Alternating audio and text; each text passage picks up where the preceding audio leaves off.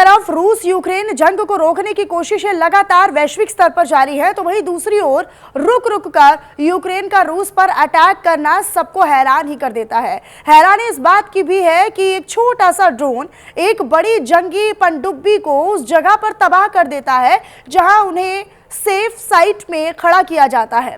Ukraine ने रूस के 4 कैलिबर टाइप क्रूज मिसाइल ले जाने के अंदर सक्षम पनडुब्बी को अंडर वाटर अटैक से नेस्तनाबूद कर दिया है। दरअसल यूक्रेन ने भीषण अटैक का वीडियो भी जारी किया है। इस वीडियो में समुद्र के बीच का ये वीडियो है जहां पर कई जंगी जहाज खड़े हुए हैं, जिनके बीच अचानक तेज धमाका होता है, ब्लास्ट होता है और एक पनडुब्बी तबाह कर दी जाती है। इस भयावह अटैक को रूस यूक्रेन जंग का एक टर्निंग पॉइंट भी माना जा रहा है। जंग खत्म होने की ओर है या फिर और खतरनाक मोड़ की ओर बढ़ रही है, इस रिपोर्ट के जरिए आपको दिखाते हैं।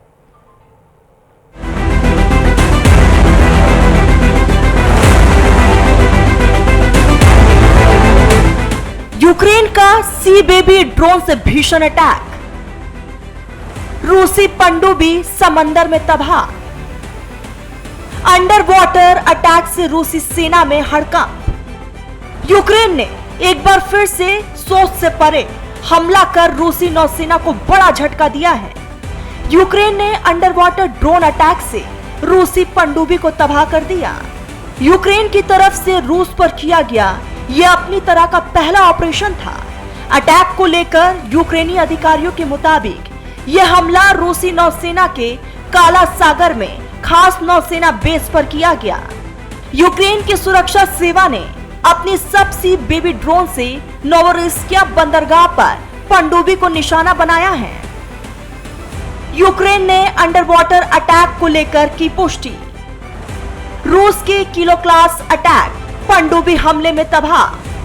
पहली बार ड्रोन ने किसी पनडुब्बी को किया बेकार।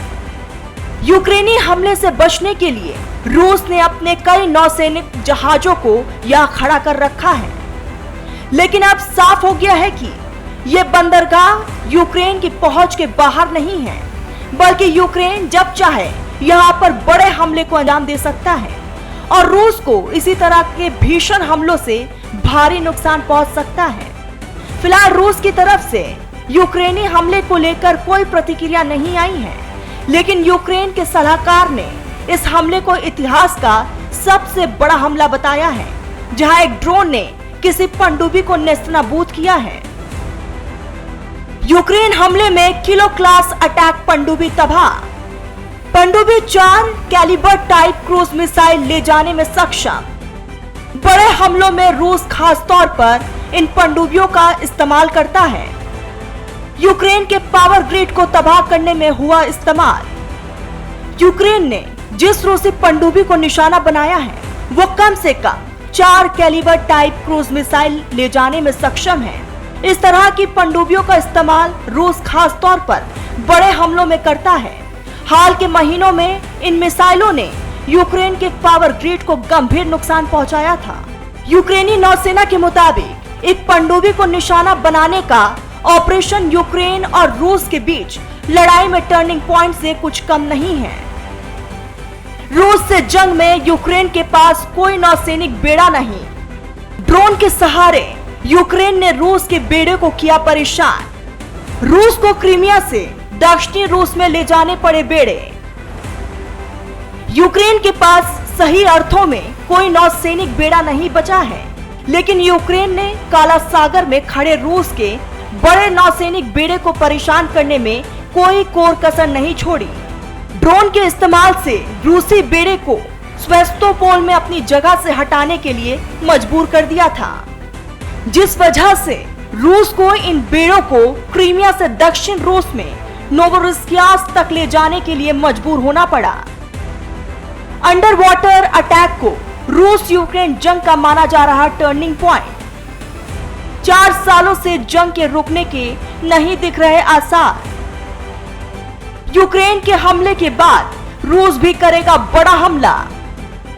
यूक्रेन की तरफ से किया गया यह हमला रूस के लिए बड़ा अटैक माना जा रहा है। जब भी यह लगता है कि रूस और उसके राष्ट्रपति व्लादिमीर पुतिन ने यूक्रेन को चारों तरफ से बांध लिया है, उसे हर तरह से कंट्रोल कर लिया है, तभी यूक्रेन कुछ ऐसा कर देता है जो सबको हैरत में डाल देता है।